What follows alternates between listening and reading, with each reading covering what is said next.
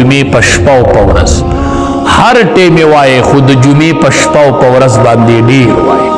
نبی کریم صلی الله علیه وسلم صحابي ته وی ما باندې درود وایې او د جمعې په شپه او په ورځ ډېر وایې. صحابي راغی نبی کریم صلی الله علیه وسلم ته فرمایي د الله حبیبه چې تاسو وفات شئ بیا به موږ درود وایو د جمعې په ورځ او په شپه، نو ستاسو دا وجود مبارک په قبر کې زوړ شوی نه ریزه ریزه شوی به نه د الله حبیبه چې موږ درود وایو.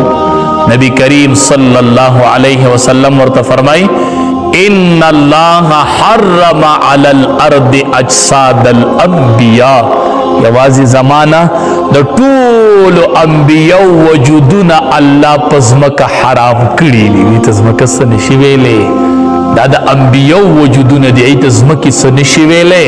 ما باندې درود وایې د جمعې په شپه او په ورځ ډېر وایې.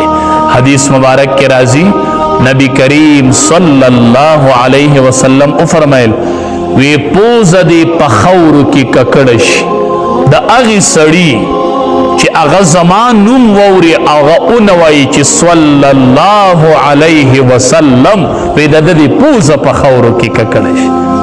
بل روایت کې راځي وی بخیل سړی پیژنئ، شوم سړی پیژنئ. صحابه ورته وایي شوم سړی هغه دی چې د هغه په مخ کې زما نوم واغستلی شي او دی په ما باندې درود شریف ونه وایي. دا شوم دی، شوم دا بخیل دی، بخیل چې ما باندې دی درود شریف نه وایي. او درود وایي مونږ چې درود وایو نو څه وایو؟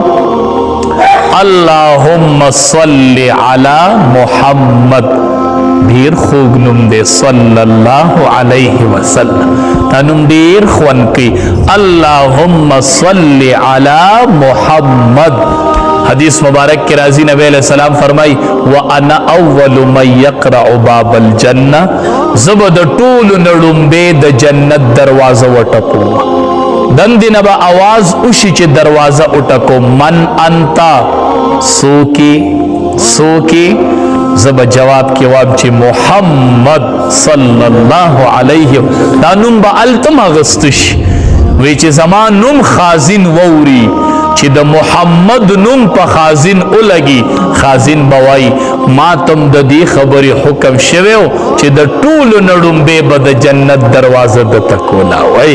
نو اللهم صل علی محمد، دا هغه محمد نوم دی چې جنت خازن باندې به مړومبې لګي چې محمد صلی الله علیه وسلم.